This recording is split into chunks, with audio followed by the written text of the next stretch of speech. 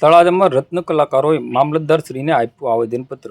આજરોજ તારીખ 18 ઓગસ્ટ 2024ને મંગળવારના બપોરના 2 કલાકે વાત કરીએ તો તળાજા તાલુકાના રત્ન કલાકારો દ્વારા ભાવ વધારાની માંગને લઈને એકતા સાથે રેલી યોજી મામલતદાર કચેરી ખાતે આવેદનપત્ર આપવામાં આવ્યું હતું।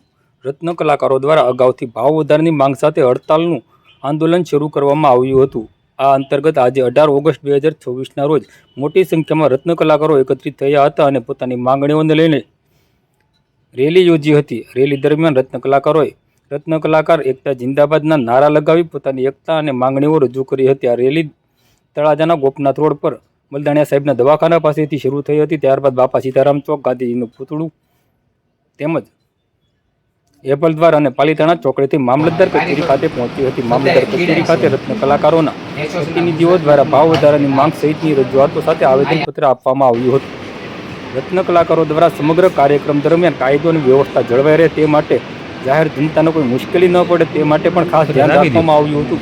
પોલીસ પરમિશન સાથે યોજાયેલી આ રેલી શાંતિપૂર્ણ રીતે થઈ હતી। રત્ન કલાકારોનું કહેવું છે કે મહેનત પ્રમાણે યોગ્ય ભાવ મળે અને તેમની આર્થિક પરિસ્થિતિમાં સુધારો થાય તે માટે માંગણીઓનું વહેલી તકે નિરાકરણ આવે। મોટી સંખ્યામાં રત્ન કલાકારોની હાજરીથી તેમની એકતા જોવા મળી હતી અને રત્ન કલાકારોની રજૂઆત અંગે કારખાનેદારો અને સંબંધિત વેપારીઓ દ્વારા શું નિર્ણય લેવામાં આવે છે તેના પર સૌની નજર રહેશે।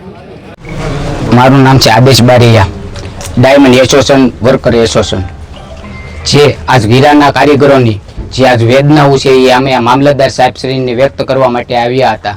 જે અમારી મુદ્દા એવા છે કે જે ભાવ નીચા ભાવમાં અમારી પાસેથી કામ કઢાવવામાં આવે છે, યોગ્ય અમને ભાવતાલ નથી આપતા, એના મુદ્દે અમે લોકો આજ હડતાલ ઉપર ઉતરેલા છીએ અને અમે સાહેબે અમને બાહેંધરી પણ આપી છે કે અમે ટૂંક સમયમાં ટૂંક અંત આવે એવું અમે કામ કરશું। અને અમારા મુદ્દા એવા છે કે 1 થી 5 થી 7 લગીનમાં અમારા પગાર થઈ જવા પડે, એ થતા નથી। અને બીજા નંબરમાં જ્યારે કારીગરોની જરૂર હોય ત્યારે કારીગરોને રાખવામાં આવે છે, પછી ખોટી રીતે એને ટોર્ચર કરવામાં આવે છે, એ તદ્દન અમે લોકો ચાલવા નહીં દઈએ। અત્યારમાં અમારી એકતા બની છે એટલે હવે એકતાના માધ્યમથી અમે લોકો આ નહીં ચલાવી લઈએ।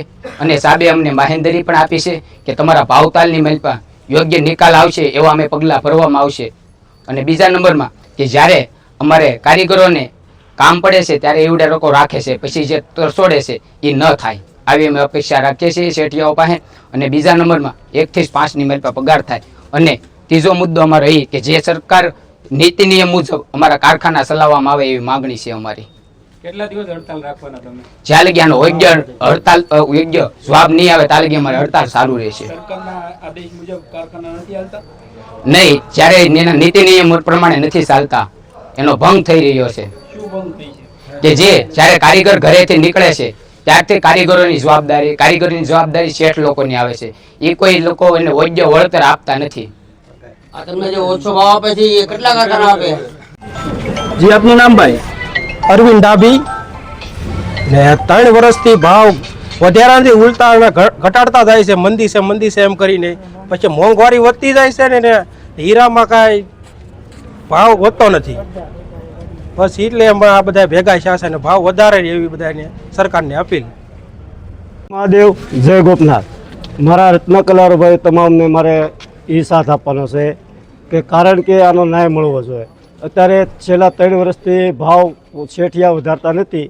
અમે શેઠનો વિરોધ નથી કરતા, પણ અમે એમ કહીએ છીએ કે રત્ન કલાકારો ભાઈઓની રોજીરોટી હાલ્યા કરે ધીમે ધીમે, અમારું એ કહેવાનું છે। જય ગોપનાથ।